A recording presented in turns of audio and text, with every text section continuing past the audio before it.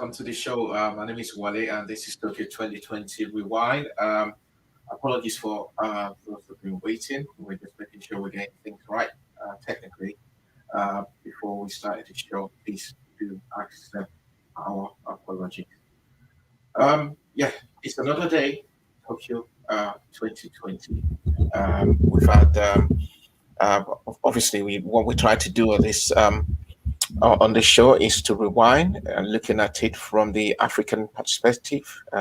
Yes, looking at it especially with regards to Nigeria is doing and every other African country.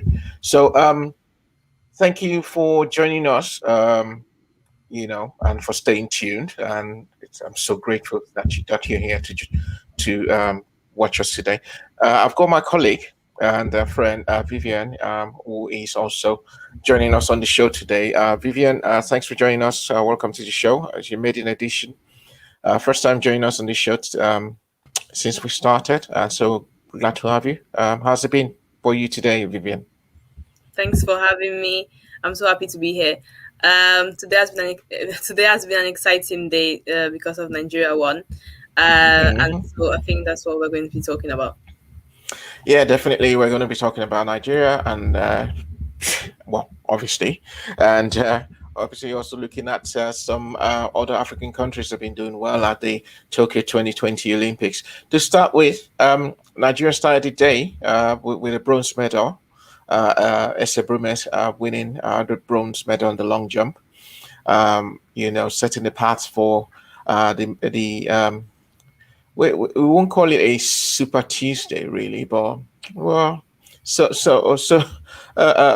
medal reign, the mini medal reign, because at the end of the day, we've got two. Well, Nigeria's got two medals now.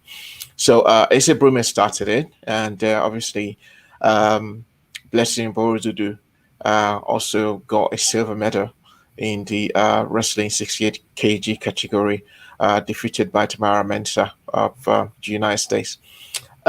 Tell me, Vivian. Obviously, Ese started it, and Blessing took over the baton, and what have you. What was the highlight today for you with regards to those two Nigerians? Obviously, we also had other Nigerians in contention. We had Divine Odudu, who actually dropped out of the 200 meters, qualifying. Well, coming third, but qualifying times were not good enough to make it into the semi-finals. Tell me about your roundup for today. What was it like for you today? I think it was really amazing how Nigerian women are actually carrying this Olympics. I knew you were going to say that. I knew you were going to say that. It's all about the women now. Yeah, exactly. We did a fantastic job despite the chaos that was happening with the 10 disqualified.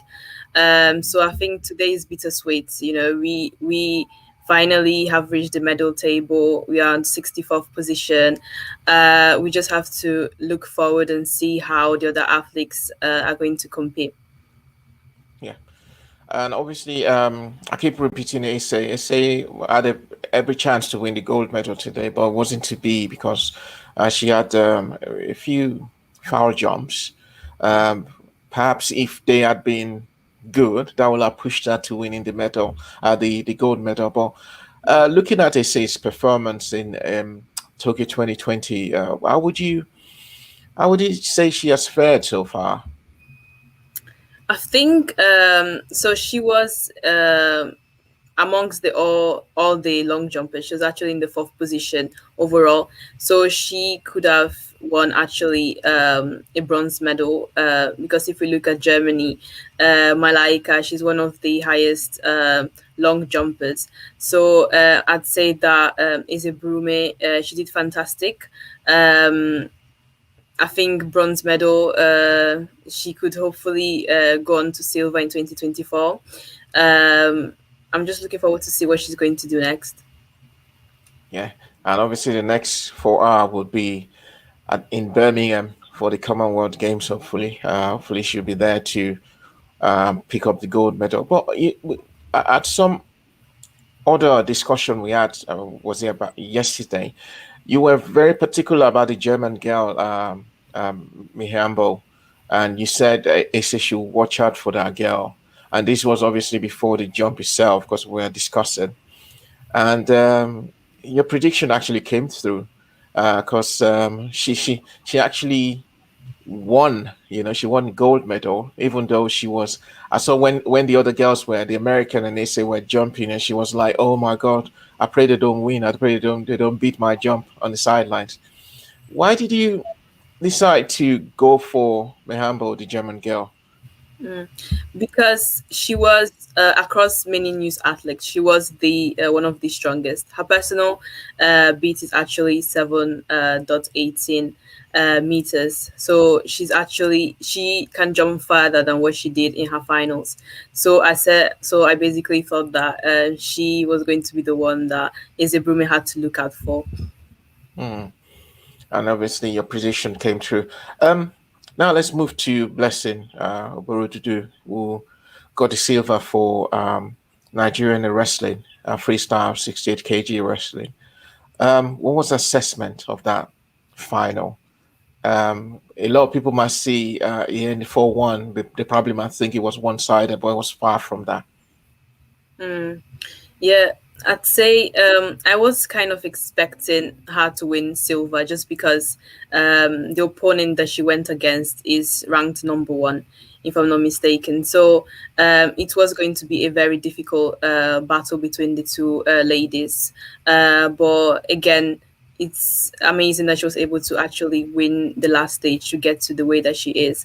If not, she would be fighting for bronze instead and maybe not even get bronze. So the fact that she was able to reach the final and get the silver is an amazing achievement for her. And as you said, the women they've come to the rescue of Nigerians, and obviously all the men seem to be falling by the wayside. But we still got the men to look forward to in the wrestling. Wrestling has been a more like a revelation for Nigeria in this competition in this Olympics. Um, do you see Nigeria actually getting more medals in wrestling? As it progresses, and knowing fully well that one of our other Nigerian wrestlers, Aminat, crashed out to the Ukrainian girl. Do you still see Nigeria getting one or two, probably three more medals in wrestling? Um, why not? Anything can happen Well, at this point. hmm. Anything can happen at this point. We've had so many shocks already with the Olympics. But again, I think Blessing may have set that standard for the other wrestlers to do amazing during their own matches and be a role model and maybe even come to their training sessions and inspire them to do more than what they're actually doing right now. And when she got that silver medal, what I said was that was a golden silver medal as far as I'm concerned, because before the tactical prowess of the American girls, Tamyra Mensah, Blessing will laugh probably won that gold, because we saw in the first round it was more like Tamyra actually knew what she wanted to do, and the second round all she did was just to manage the fight, and which was really a credit to her, especially um, going by the tragic incident as the American girl had passed through in her life. Where do you see Blessing has said this is going to be my last Olympics? Mm. What do you think? Do you think that's bye bye to the Olympics? This is going to be the last time we're going to see Blessing the Olympic, or do you think she might have a change of mind and probably want to give it a go again and say, I just missed the goal just by a fraction, just by I don't know. Maybe I'll decide to give it a go again. Do you think so? Mm. When athletes say that this is their last Olympic, that's mainly what actually occurs. If you look at, for example, Usain Bolt, he said it was his last Olympic and he didn't show up in this Olympic. So I think, um, if she feels that that is going to be her last Olympic, then I think that's what's going to actually happen. Yeah. Hmm. Hmm. And we do wish Blessing Oborududu all the best in future endeavors. She's the first Nigerian actually to have won a wrestling medal for that country, which is really, really massive. Like I said, the women has come to the rescue of Nigeria, and it's so nice, women folk, that we're celebrating them today. Yeah. And the other person that actually also dropped off was Divine Odudu in the 200 meters.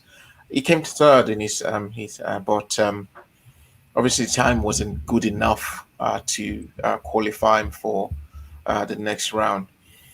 What's next for Divine? He got disqualified in the 100 meters.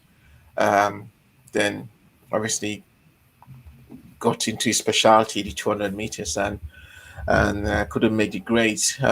What's the next one? Should we still expect him come 2024 in Paris? Mm. Um, all these athletes are going to be slightly older than what they're currently.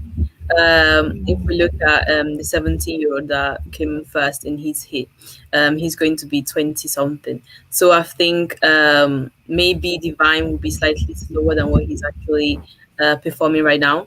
Again, anything can happen. There could be many reasons why he didn't perform as best. It could be maybe because of the disqualification or because he just wasn't his best that day. So we just have to wait and see what exactly he's going to do in 2024 or in the Commonwealth. Okay, so we're going to be joined by another of our guests today. So we got some guests lined up. So Obi is joining us. Obi Asika is joining us. If Obi is Obi, if you can hear me, thanks for joining us on the show. We're still trying to get connected to Obi.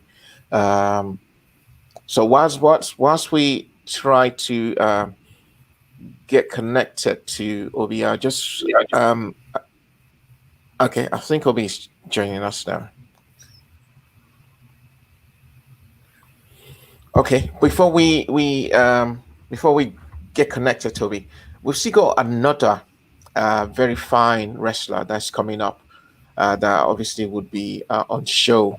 That's we're talking about Odoaya Dekoroye, who is in the 57 kg freestyle.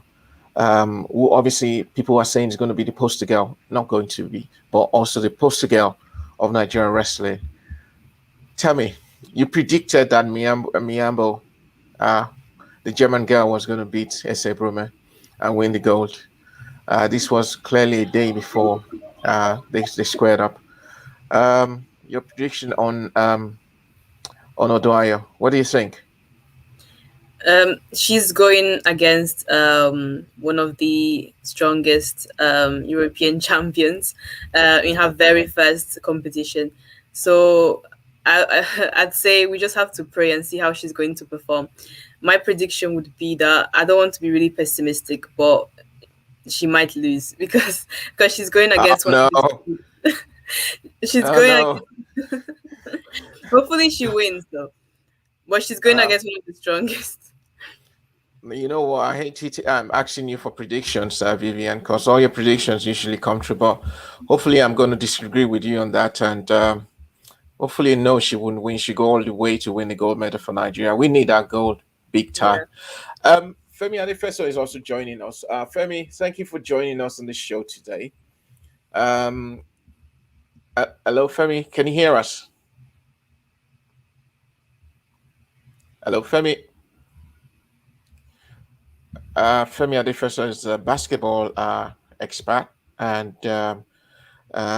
we also will be talking to him about what went wrong with the Tigers. What went wrong with the Tigers at the Olympics? Femi, thank you for joining us. How are you doing today, Femi? I'm good. Good to be here. Always sorry I'm always smiling. Behind schedule, but no problems. Always smile. Your smile is always infectious, mate. Thank you. Thank you. Femi, so nice to have you here. Tell me, what went wrong with our boys and girls in basketball at the Olympics? There was so much hype, for the two of these teams, and but neither of them went back with a win, was a bit terrible for us. But you being close to those teams, and obviously being very close to basketball, especially in Nigeria and over the world, what do you think went wrong for us at the Olympics regarding basketball? Okay, I will start with the guys. Mm. I will start with the guys. I think it was more of a selection error from Coach Mike Brown. Wow. He got a couple of guys that are very talented, no question about it, but they lack experience playing at that level. If you look at it, there was actually nobody from Rio 2016 on that squad. Someone who has played for Nigeria, played FIBA tournaments at that level. There was no Ike Diogu, no Farouk, no Ben Uzo, no Stan Okoye. So if you look at it, we lost most of our games in the fourth quarter. And for me, it was a case of lack of composure and game management. Also, you look at the fact that there was really no leader on the floor on that team, or a player who was a leader in the locker room or on the bench. So it was a case of not having, leadership from a player perspective and experience to play at that level. Talent, I have no question about the quality of the players. For the coach, I actually have no question about his tactics, even though I felt he didn't adapt really quickly because we saw a lot of mismatches, particularly in the game against Italy, and we couldn't react quickly enough to get those games. I thought those games were winnable for us. The games against Italy was winnable. The game against Germany was very, very winnable. And we lost those games. And the only thing I can point to is the fact that there was really nobody experienced enough to help the guys calm their nerves. We were rushing when we didn't need to. We could take our time, run the shot clock before we took shots, look for the best opportunities. Or it was a case of just high transition basketball, NBA style, everybody running through. Whereas you look at those we are playing, they're playing European kind of basketball, which is more of the ball movement. And none of our Euro-based players, quality Euro-based players was on that team. I just mentioned a couple of names who I felt, they played at that level. Ike Diogu, Ben Uzo, Stan Okoye. They would have been able to, help some of the guys with some guidance. So I think that was where we fell short, and the leadership thing I mentioned. Because I saw some comments from Chimeze Metu about the lack of support and preparation and all of that. Trust me, Ike Diogu will have a lot of stories to tell as far back as from 2009. This is an irony of some sort in terms of how we prepare and the logistics and the planning, but it's always been like that. And for a player of who may have experienced such inadequacies, it will be a shock. And they probably would have developed a way of handling such a situation and helped their teammates to handle it. Even though it's an awkward thing to do, but it's Nigeria. Even look at the track athletes. They've gone through a lot. The travel time, their preparation, everything. Even as simple as the uniforms they will wear to compete. There's a case about Puma wearing. So that's how much distraction there is in the Nigerian camp, and it's always like that. And I don't think it will end in Tokyo. I'm not a sayer of doom, but we know these guys. I live in Nigeria and I deal with these things every other competition when it comes around. So I think that was where we were lacking for the men. For the women, I was a bit even more optimistic about their chances. Why? They didn't beat the USA in a friendly or anything, but the trend we've gone through, going to the World Cup, getting to the quarterfinals, we're playing virtually almost the same teams that we played at the World Cup in 2018 in Spain, also at the Olympic qualifiers, which was a couple of months back, where we played USA and a few other teams. And these girls showed they could compete. But the way we fell apart against France was very surprising for me, because we also have a couple of ladies on that team who play professionally in France. So they know a couple of these players. They are either their teammates or opponents they played a couple of games against. So I didn't see that coming. I felt maybe perhaps it was a psychological thing. Getting to Rio was a good enough achievement. So it kind of, destabilized their mindset and how they approach the game. Because, of course, we knew the USA game was going to be really tough. It was a big mountain to climb. So maybe we won't win the women basketball team of the United States because they haven't lost God knows how many games in the Olympics. So that was going to be really tough. But I mean, against France, against Japan, you could see already the lethargy, how we defended. We couldn't, defend the perimeter. They were just shooting, and we couldn't even shoot. I think we shot less than 10 3-point attempts the entire game, and Japan shot over 29 3-point attempts. So you could see the timidity from the girls, and for me, it felt like maybe perhaps that game against France overwhelmed them, and they felt, oh, we've come to the Olympics, we are Olympians, maybe we leave it at that, no need to strive for something more. That's my own personal opinion and how I see it, because it felt like the fight, the energy that you see in them, we didn't see it in those games. And I could see the tears in the eyes of Izini after we lost that game. And he told me, just how much passion she had and how much she wanted to win. But I guess she was the only one who had that razor sharp focus and mindset. But I mean, the other girls kind of didn't show up as much as we'd have expected. And I also think the distraction of the Ogumike girls coming on the team, not coming on the team, also played a part, in my personal opinion. Because, okay, would they be on the team? How would we adjust to them being on? Would they not? Okay, how do we continue playing with our girls? So all of those things coming together, for me, I think is what affected both teams and how they perform in the end. But there's still lots of positives to take away. And I tell everybody who cares to listen that for the D Tigers, they just have one thing to do: redemption at AfroBasket. It's either they win or everybody totally see them as busts and perhaps a total restructuring of that team at the beginning. Although they are young and I think they have a future. And for the ladies, two-time AfroBasket champions, I don't think they have anything to prove on the continent. If they win it well and good, it only consolidates and cements their supremacy on the continent and hopefully gets them going in terms of confidence. So that by the time maybe the World Cup qualifiers come around, the ladies are prepared and they are firing, are ready to go. Well, the Afro basketball will take place in Kigali, Rwanda, sometime in September, I think. COVID willing, we should see the Tigers again doing what they should be doing. Just like Femi said, if they don't win that, then there'll be fire on the mountain, like we always say. Yeah, we've got Obi Asika here also joining us. Thank you for joining us, Obi. Yeah, hi, how you doing, man? I am doing good. How are you? Thank you for joining us. Just I was listening to Femi. I don't really agree with that. Exactly. So I just want to have your take. I wanted to have your take on what Femi has just said about the two teams, the Tigers and the Tigress. What's your assessment? What went wrong for us? Preparation went wrong. Really? Yeah. Well, it took 35 hours for the team to get to Japan, right? I don't care how talented you are. If you're not actually prepared, if you don't actually have support, you're not going to play your game, right?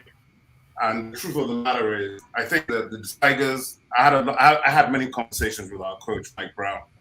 And what I could see is that that's the most motivated I've seen any national coach for almost any of the national teams in any sport for years. He put together an incredible group of young, talented Nigerians who are excited to represent Nigeria, no matter where they're based. They had a great lineup in the friendlies. We all know those are friendlies, and if you know the rankings, you know that somebody who's ranked number 22 in the world beating somebody who's ranked in the top 4 is actually a freak result. So I think coming into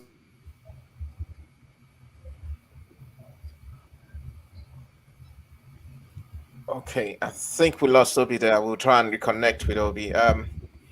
Femi, Obi's obviously not agreeing with what you've said about the fact that we went there with a young team, no experience and what have you. He's talking about. Hello, Obi, are you back? Yeah, you're back. Go on. Yeah, so I think preparation is a big issue. I think I just see upside, right? I'm not really, for me, the Olympics is occasional once in 4 years. I'm more interested in what happens on a consistent basis over the next 1 year, 2 year, 3 year.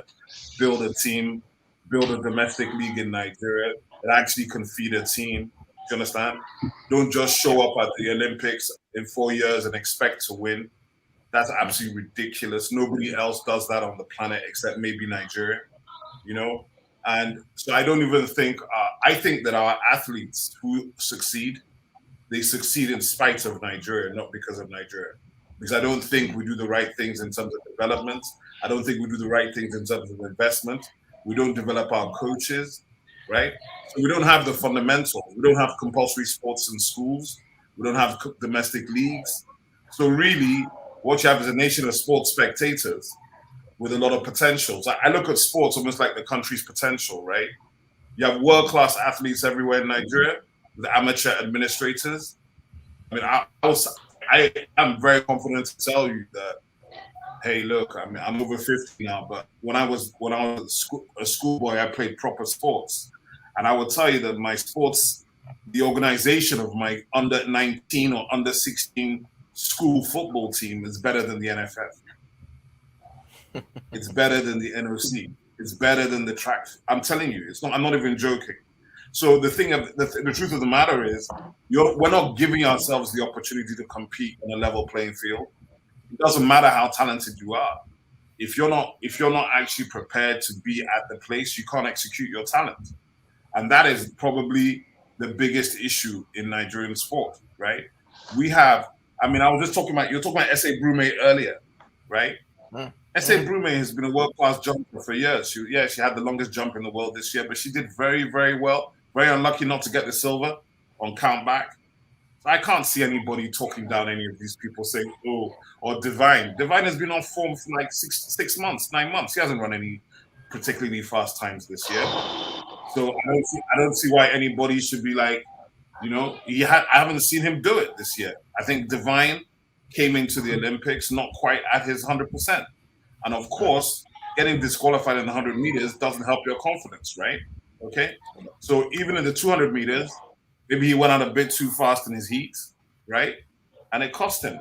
You saw Lathan Lyles, the American, who turned off the gas and almost didn't qualify, right? Having basically won the heat.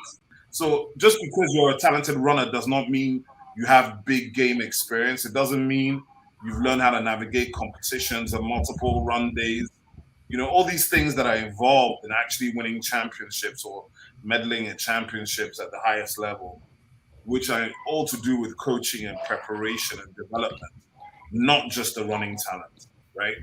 You know, the mental preparation to actually go and win is very, very, I mean, Blessing Oborududu for me is an incredible story. That's an incredible story. I wasn't expecting her to win the gold. She's never hardly ever beaten that lady. And you could see from the fights, the ladies, frankly, that's the gold medalist. So for us, I take Blessing as a gold medal.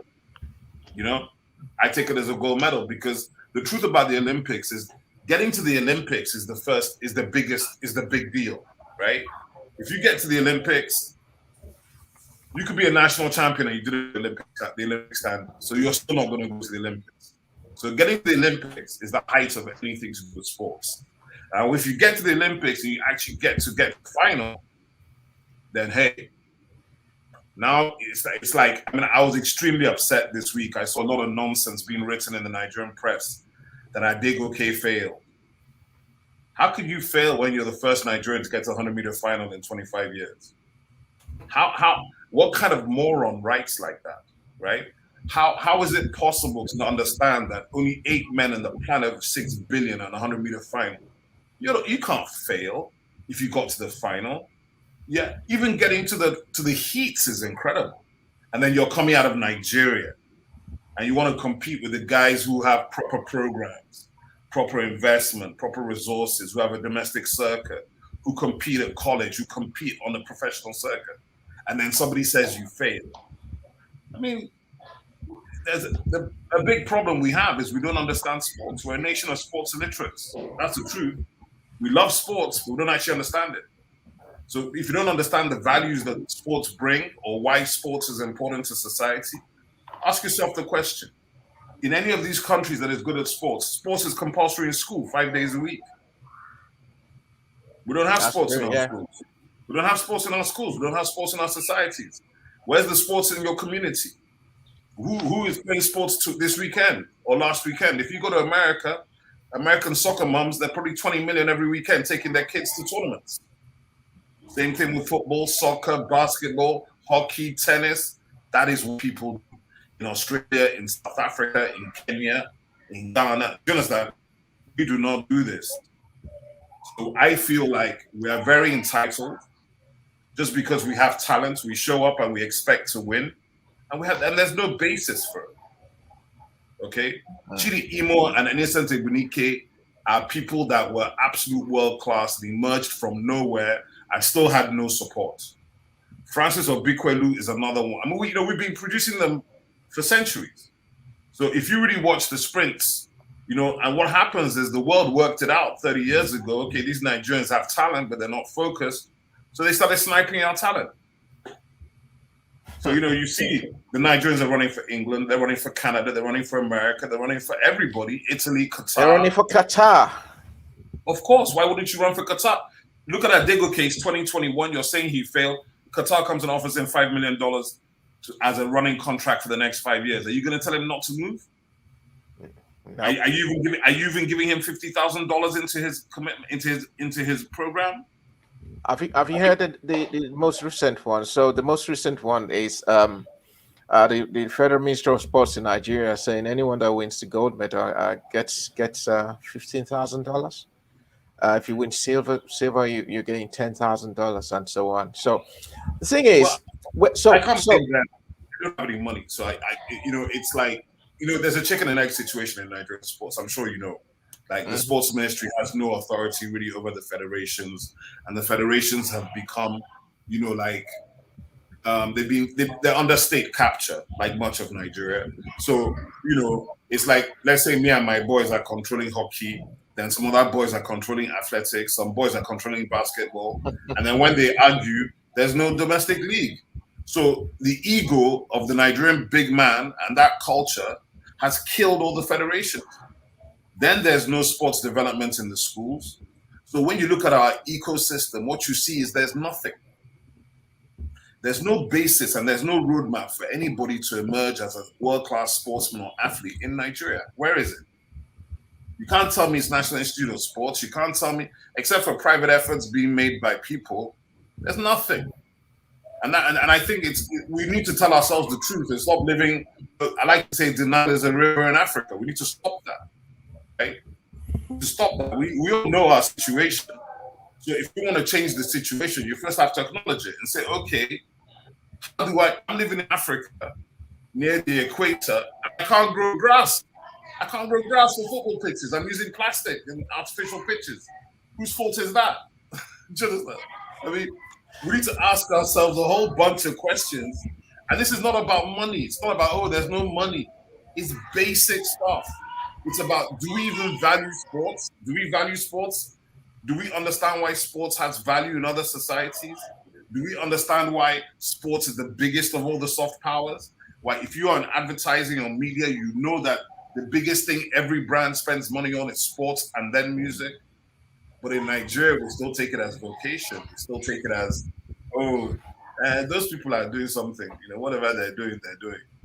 So, when you want to compete with world-class people, then don't show up half-cocked and then start yapping your own people, your own athletes, who got there without any support, in spite of where he's coming from, and he's standing on the same place as you're saying Bolt or somebody else who's had all the support for 15 years. And then you say to him, Obi, thank you. Let me just cut in short. Femi, Obi is basically, what Obi is basically saying is we need to do the right things with regards to Nigerian sports. There's obviously no sports development. It's not an issue of talent. We've got the talent, but we haven't got the structure. We haven't got the organization. And there's no need for us to say, okay, there's a competition going on, and we just send us sportsmen and women there and expect them to perform miracles. It's not done. You are in Nigeria, obviously, you follow not just basketball, but most of the sports down there in Nigerian federations, grassroots. What would you say to that? obviously, I should think the sports ministry still got a director of sports development. And I should think every sports association down there in Nigeria will probably have a plan for sports development, each of their sports development. Where is it going wrong? And what do we do to remedy? And obviously to go the path that Obi is just spoken about just now.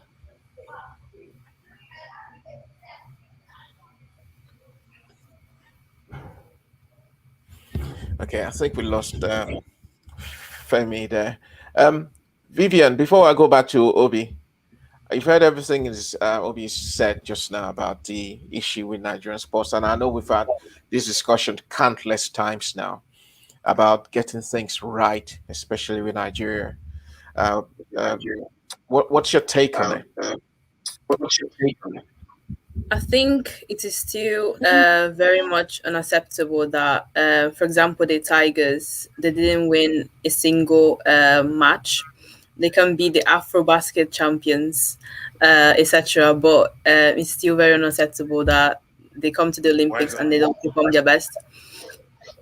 Well, and obviously, I'm sorry. I find that wrong because you're not ranked in the top 50. You've never beaten any of these people in your life. Why should you show up and beat them? Based on what? Just because you're Nigeria? No. I mean, yeah, I want them to win. I want that to happen. But I think we have this attitude that just because we showed up, we should win. No. Even if you had the best performance in the world and the best preparation, you're still not really actually in the top level yet. So I don't know how it's unacceptable. Like I say, it's disappointing, but unacceptable. I don't know about that. Because the other African nations, they didn't get. I think that, do you understand? I think, in Nigeria, we tend to be very negative to ourselves. Whereas for me, you need to celebrate the boys representing us in the first place and then build on that. And the next time we win, you understand? Because if I tell them that, it's unacceptable, nobody's coming. Why should I represent you? It's unacceptable to represent you. So that means I can't lose. And if you can't accept losing, then you shouldn't expect to win. And that's the fundamentals of sport. That's really, sport is about winning or losing and really there's a famous poem called If by Rudyard Kipling. And it basically says, I pray to have the wisdom to accept winning and losing as the fraud they both are. You cannot judge. You have to judge people by what they do when they lose. If it's just about the winning, sports has no drama. I think to add to that would be, and I still also believe in this school of thought. I'm not sort of trying to show you. That's all right. So I still also believe in this school of thought that what you give is what you get. I mean, if you don't give that much preparation, that much sacrifice, then you don't expect to go to the Olympics and say you want to win the gold medal. So Femi, you're back. Femi, I was just asking a question about sports development in Nigeria, and Obi has made it very clear that Nigeria's got the talent, but the problem we've got has to do with our structure, has to do with our organization, has to do with our preparations for every major sporting event, and that we're not taking sports very seriously. I think Femi's dropped off again. Vivian, let's talk about your. I know you're Nigerian origin, but obviously you're also an Italian. And let me bust the bubble now. What was your experience like? What was the experience like in Italy with regards to Femi? You're back now. Before I go to Vivian, so Femi, what do you have to say about that? Yeah, what do you have to say about the issue of sports development and lack of structure and lack of whatever you want to call it in Nigeria, and the fact that when we go to any competition at all, because we are Nigerians, we're supposed to be the masters of everyone. Then we're supposed to just drive everyone aside. Everyone is prepared even more than us. To be honest, it is a big problem, a huge problem, and number one, it totally just limits the potential of our athletes without question. because you need all of those to be on your side to be able to get things done properly. But seeing us as masters, I don't want to say that. I think we go there and we just believe that grit, that resilience. We can always get something at the end of the day, which is a typical Nigerian, like we call it the Nigerian spirit. Just come up, show up, put in all what you can, and you get something out. And it's worked, unfortunately for us. So we believe that thing, whatever it is, maybe it's our prayer and our fasting or something, or our village meeting, we always shall get something. And we're excited about that. So it is a huge problem that we need to face. And the truth is, it is there. But the sad thing is, it keeps happening over and over. You change ministers, you change presidents, and it's the same thing. And just like Obi said, I think it's basically a function of the fact that we get politicians and people who don't understand the power of sports and what it is. The economics, the business side of it, the importance to even the social development altogether. So they don't get it, that they should do more and they should put things in place to ensure these things work. But however, I am also, because I've been privy to, be a part of this journey for some of our teams, particularly basketball in the last couple of years, and we've seen the growth and the projections that we've made or the progress that we've made.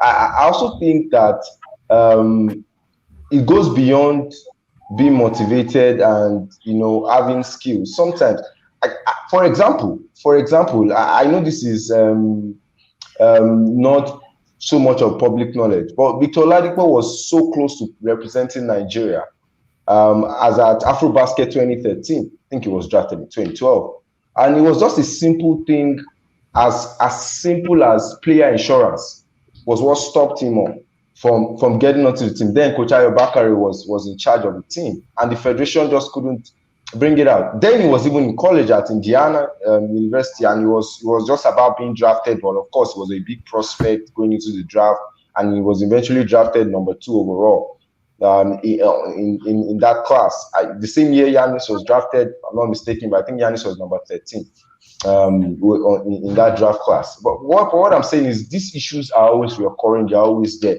But for some reason, we find ways to make do with what we have. And the truth is, the problem is so huge that we have to cut it into chunks and try to solve it one bit at a time.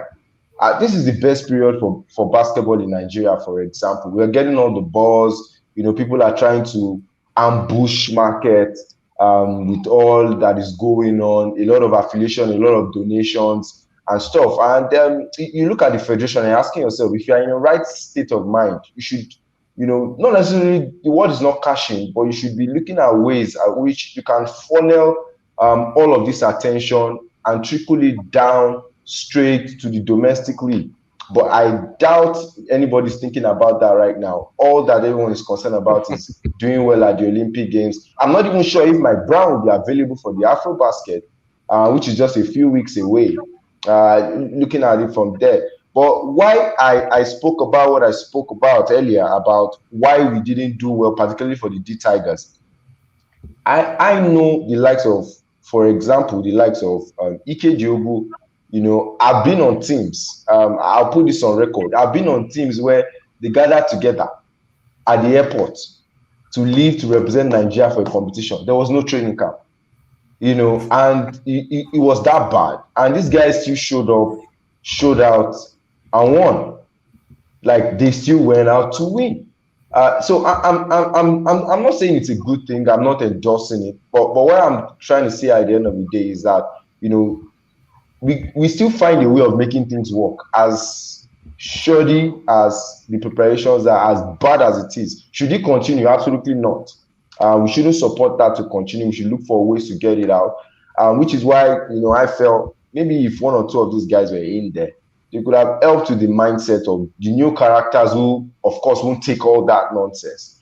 But I was reading about Adora Ilonu. There was a beautiful article on a new website that seemingly looked like the Player Tribune, where she took access. Yeah, thank you very much. Yeah. Where she talked about her journey, and I remember she said something very interesting, that when she told her parents that she were was like, going to represent no. Nigeria. There was a paradoxical feeling from them, because yes, they wanted her to play, but they knew all the shortcomings of the Nigerian system. And so it was like, these guys won't get you all the things that they need you to get. But she still came all the way, knowing fully well that these things are what she would experience. And I can bet you she has experienced all of those things.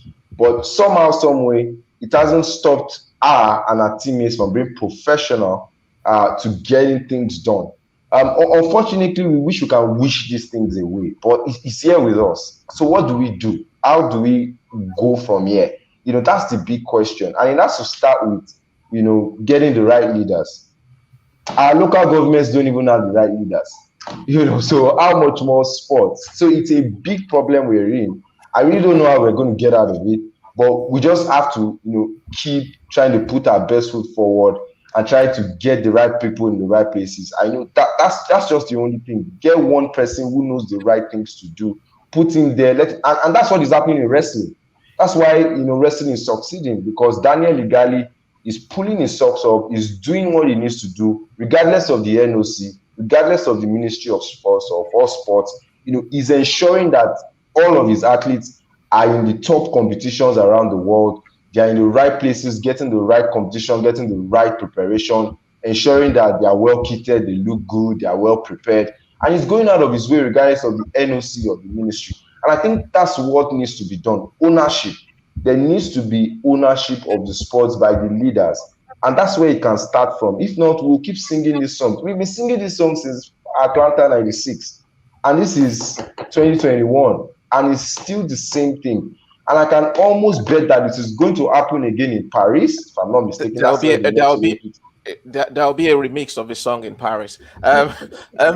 Vivian, Obi, before I'll come to you in a minute. But Vivian, you've heard all these things. I suppose that's how it is in Italy, and that's why the Italians have been able to produce an Olympic champion in the 100 meters. Would you say that's correct? No. Yeah, it is. I'd say I agree with Obi when he said that in America, we have parents following their kids to tournaments, etc. That's the same thing that happens in Italy. For example, I played basketball. My sister played volleyball. My brother played basketball. That was ingrained from such a young age. And even, for example, I remember when I was running in the parks with my best friend, I had someone approach us and say, you can contact this website and they can train you to become a fast runner. And of course, that didn't happen. I didn't contact the website at the end. However, this is just how much people are just looking at you. If you're talented, they will search for you. If they want to train you, they will do so. So that's how the whole experience is in Italy. And again, they will reward you with a large amount of money if you win gold or silver as well.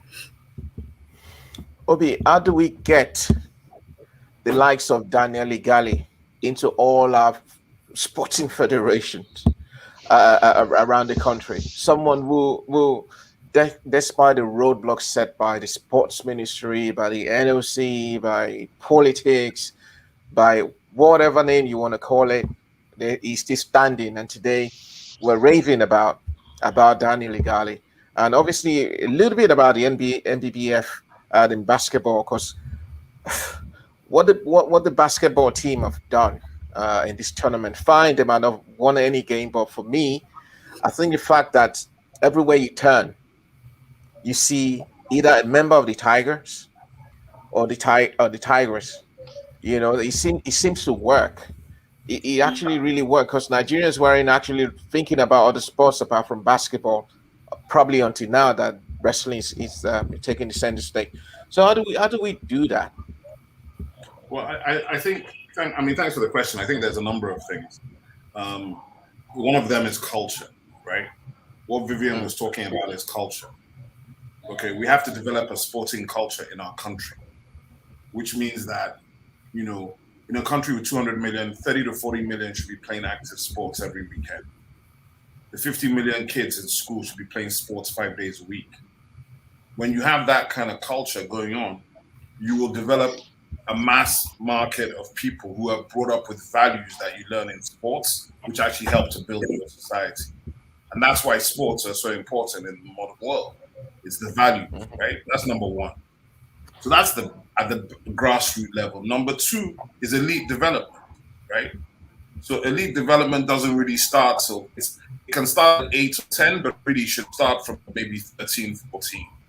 When a kid is kind of defined its particular talent, and now you're doing elite development towards either professional leagues, domestically or internationally, or for global circuits or domestic circuits.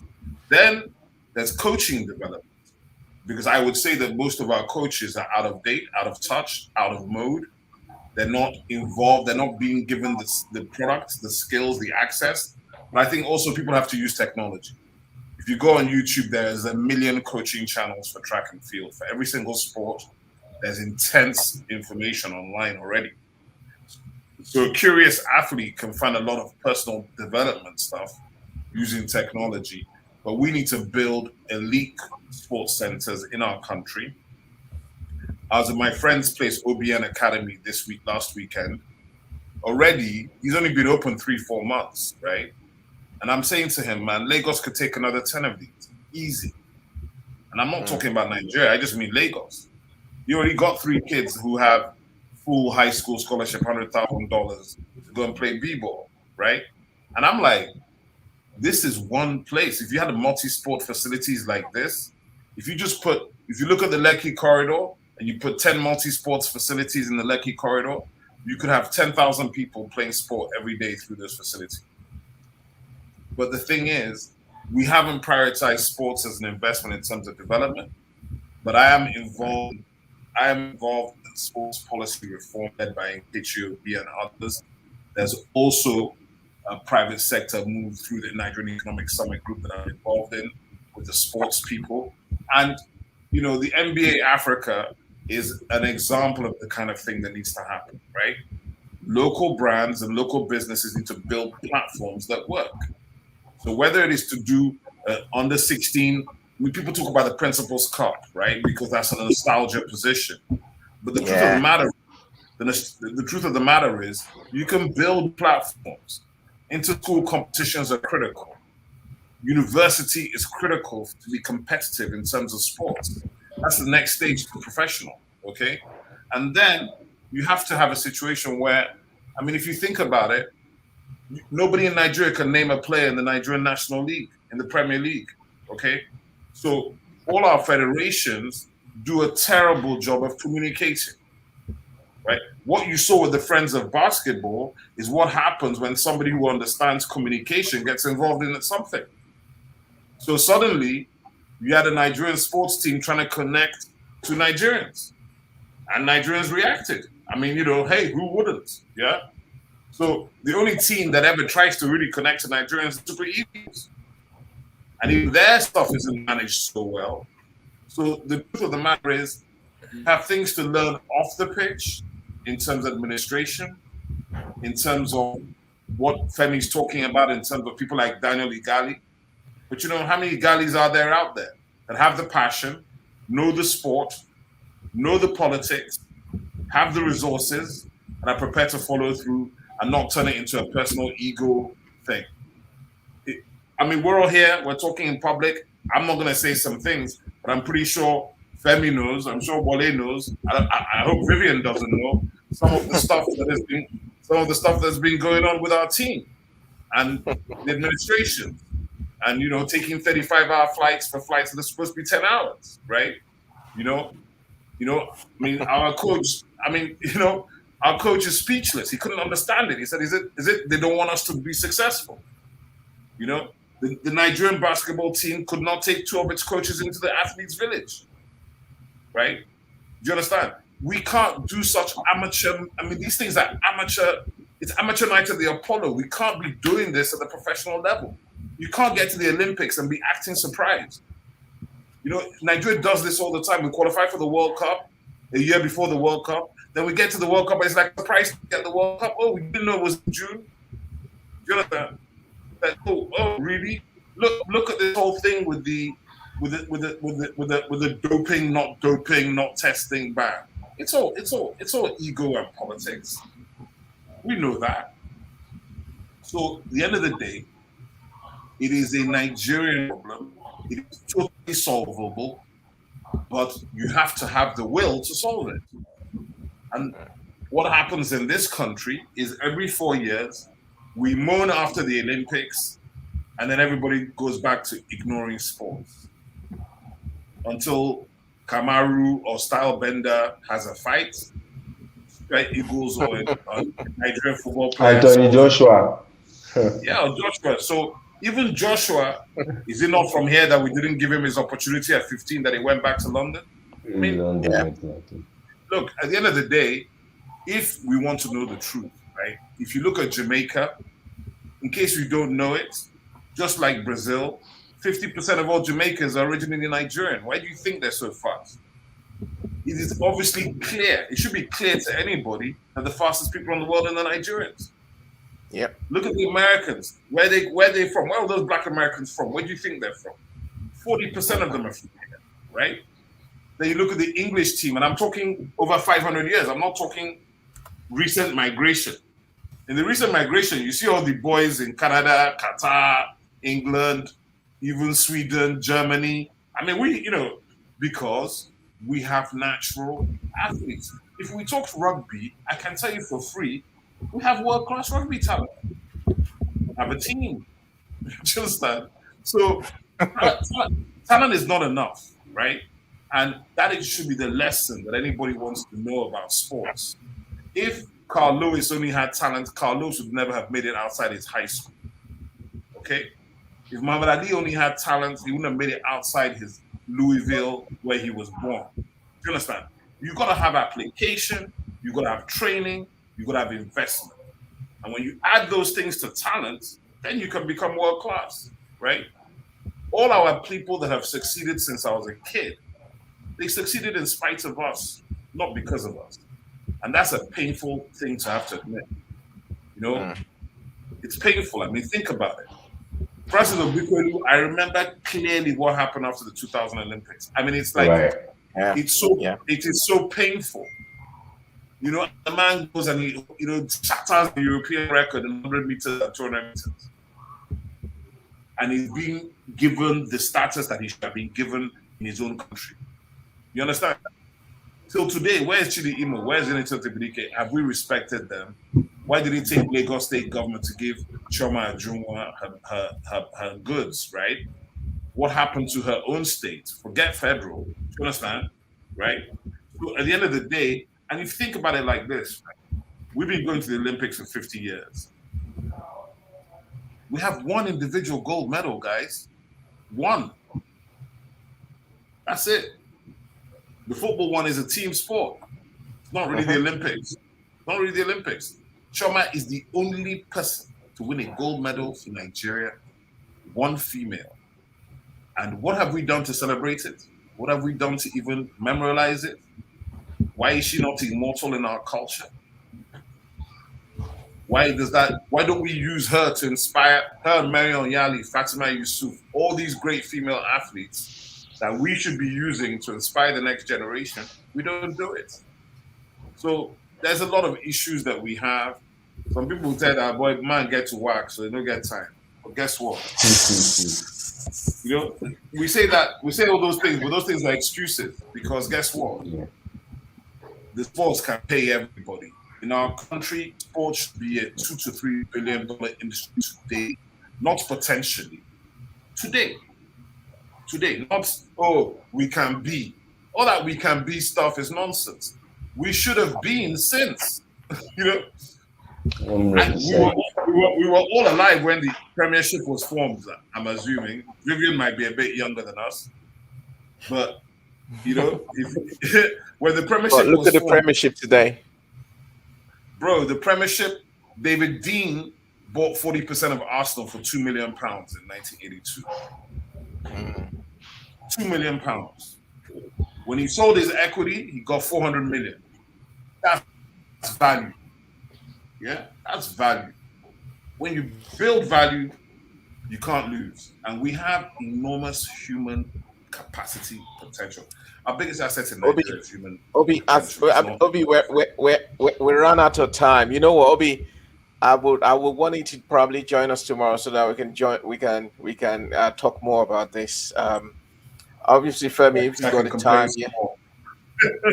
So you can complain more. Yeah, I'm actually enjoying. I'm actually enjoying this. There's so much to learn. There's so much to talk about.